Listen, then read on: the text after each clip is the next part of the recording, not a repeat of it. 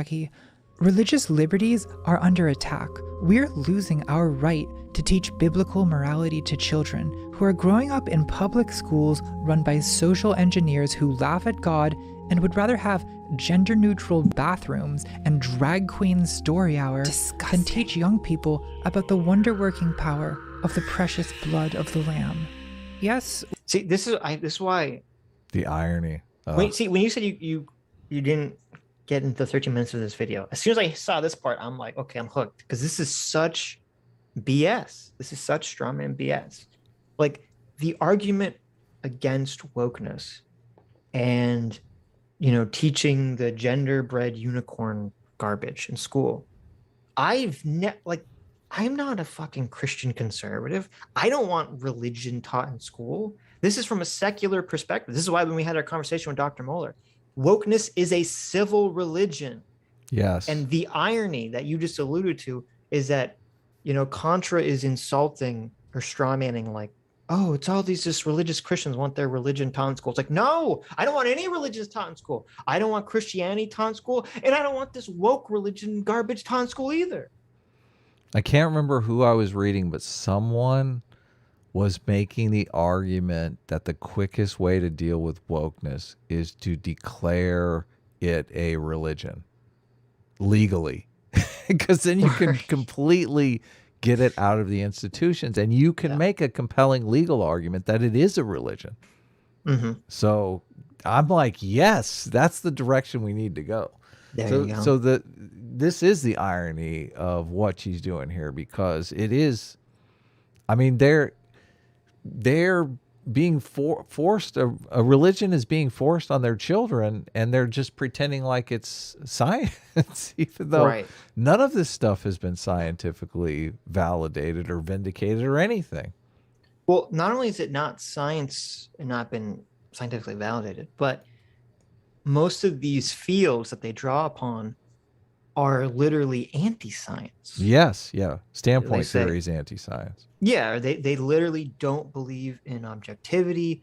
They don't want to have descriptive theories anymore. They want to have prescriptive critical theories now. Like, this is such a ridiculous argument, right, that she's, you know, making. And that's the irony. She's got like the church music going on behind the church lady. And it's like, yeah, but you have that same church music going on in spirit behind, you know, the leftist Brad Cooper too. Yeah, the gender theorist. Right. It's just a different type of religion. We do still have a constitution in this country. I'm sorry that you feel offended by it. Believe it or not, the founding fathers actually wanted to protect us from... See, that's, I feel like this video is from like 2012. Yeah, right. This is like someone got in their time machine and just hasn't updated with everything that's going on. Like myself, I'm a like a pro-Christian atheist. Like I believe there's value in the traditional norms of Christianity, and that the value can be objectively measured scientifically. So I'm not making religious arguments. I'm only making secular arguments. But this fundamentalist Christian Republican character, does that person still exist anymore? I mean, I don't know that you can win elections appealing to that person. I mean, they exist. They just don't have a lot of sway or power. Right, yeah. I mean, this is, in the way that you know they don't have a lot of sway or power, is that you have, you know, Matt Walsh and Chris Rufo, who both have those beliefs, and yet they don't frame any of their arguments that way, because they know that they're not effective. Of course not. Yeah, exactly. Which literally proves that society isn't in that place anymore. Right. Whatever twisted necromancy these people think is Christianity. Jackie, these communists are polluting the innocence of children. And if you speak out against the grooming, they call you a bigot. Parents get no say anymore. They're being vilified just for having legitimate concerns about the deviant lifestyles promoted in schools. You know, one day your kids will come home and you won't even recognize them anymore. See, this one, I'm missing all the comedy in this because it's all visual gags, and I was just listening. I only listened to the first 13 minutes, so it is mildly amusing, the downing the pint of beer and pumping the keg. I'll give her that much. Okay. It's the real agenda here. Sexual indoctrination. This generation that's coming up, 20% identify as LGBT, 40% are attempting suicide, and the remaining 70% are being delivered directly into the hands of pornographers, satanic cultists, or worse, Episcopalians. No, I won't stand for that. I'm sorry, what does this have to do with drugs? Well, everything. Addiction and sexual brokenness. These are two heads of the same serpent, symptoms of the same cultural leprosy. Single mothers, weak, emasculated fathers, childhood sexual Is anyone going to abuse? ask me what I think? Why was I invited onto this podcast to sit here and listen to the ramblings of a bigoted hate preacher? Well, God has nothing to do with hate. Christ is the definition of love. Well, I'm not talking about Christ, Virginia. I'm talking about you. Justine, if she doesn't hate anyone, then how can she be a bigot? You liberals call everyone who disagrees with you a bigot. Exactly. Why can't you just leave your emotions out of it for once and have a calm, rational conversation with people who have different opinions? Okay. That's such to make fun of that perspective is just really okay. Right. Well, I mean, you're so right when this is like Contra. This is a video that Contra made in 2012 or Right. even earlier. This is a video Contra made in 20. This is a video Contra made when George W. Bush was president. Yes. Okay? Yeah.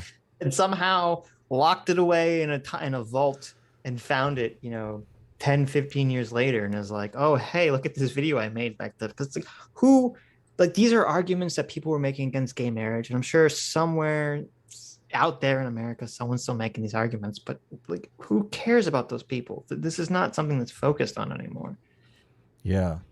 This whole like, oh, I'm not a bigot, I'm just telling you what the Bible says. Oh my god, like, come on. Yeah. Who's making these biblical arguments? Right. The conversation has moved so far beyond, at least the interesting conversation. I'm sure Darth Dawkins somewhere in some Discord server is making Right now, actually, yeah, of course. now, but yes. we're not. No Right, one's but who paying cares? attention. Yeah. No one cares. What he's Nobody saying. wants to relitigate the creationist debates of the early aughts. Yeah, exactly. Right. Wake up amazing atheist from his stupor of talking about his weird anarchical Antifa nonsense with his beard down to his floor, and he'll start arguing about Right. atheism again or something. Like, this is what's happening. And then what you said is so true.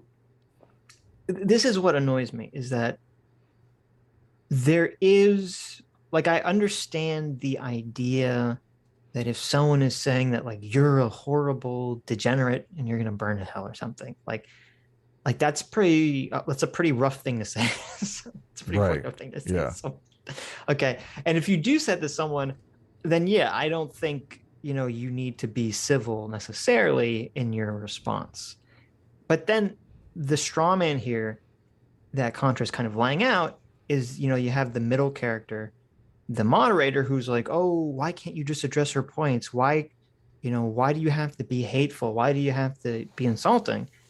And the leftist perspective is, well, she's attacking my entire existence by calling into question transness.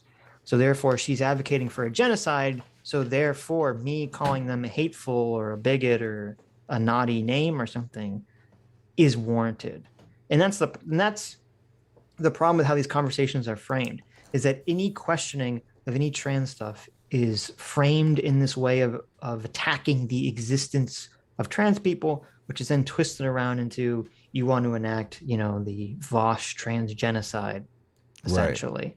And therefore, it means I can not only use I could call you whatever names I want, but I can also use whatever tactics I want against you because you literally want to kill me. Yeah. Yeah, dishonest tactics become viable in this kind of atmosphere. Right. Yeah, because it's all perceived as defensive. Right. Yeah. I don't know how to get around that. It's just they're going to do that because it's effective. So yes. Just I don't know. The Rufo had some tweets where he was talking about, and I know you saw him, the tweets where he lays out an argument for calling the drag queens trans strippers. Yeah. And people were losing their minds over these tweets going, oh, this is so dishonest. And how can you endorse this? This is like dishonesty on steroids. And I'm going, everything that comes out of your fucking mouth is dishonest. What the fuck? Like, well, it's also, it's not dishonest, because he said, and it's actually very clever. He says, when I say trans stripper, I don't mean transgender stripper. I mean transvestite stripper. right. Yeah, no. And so no. that's, yeah. And that's sort of the coyness of the language. But I think it's a highly persuasive, very good rhetorical technique. Yes, and he is careful to make sure that it is an honest representation. I feel like obviously the CRT folks, dishonesty off the charts. The whole calling everyone a Nazi just because they're a rank and file Republican is completely dishonest. I just the golfing and just fainting on the couch over the something that's basically just a marketing strategy, when your whole tribe is just dishonest as can be and feels justified in being dishonest because everything, any comment or any investigation into the actual situation with the trans stuff is taken as a personal assault on every single trans person that ever existed. It's just, it's terrible. It's like, come on, chill out. Yeah, you're exactly right. And like this technique of my existence is under attack. Like this is very common. This has been employed for years. I mean, before this, we were getting this from the right with the whole if you walk into a Best Buy and they say happy holidays instead of, Merry Christmas, this is the war on Christmas. Christians are under attack, our very existence. And I was thinking it's obviously that was ridiculous when that argument was being made, but now they actually have a stronger, because of all the woke shit, they actually have a stronger claim to make now against all this stuff. And if you basically open the door to this idea that, if you're attacking quote unquote my existence, and they, it's a hyperbolic claim, and therefore that justifies me doing whatever I want, like you're just opening the door for the other side to use the same dishonest or even violent tactics against you. Because then they'll say, well, you're attacking my existence. You're making my children trans, or you're, whatever they want to throw in there. Yeah. It's not going to lead to good outcomes. Okay. Of course not. Everyone needs to chill the fuck out. Why is that? I mean, I feel like that's kind of the fashionable response in an atmosphere where everyone's just losing their fucking minds, like 24/7. Right. We need some just, some hyper cool, just, take a breath, guys. This isn't the end of the world. Right. But so many people feel like, and I guess a lot of it's just driven by the media. They're like, if we lose the next election, it's going to be genocide. Right. I don't know. I don't buy into any of that. So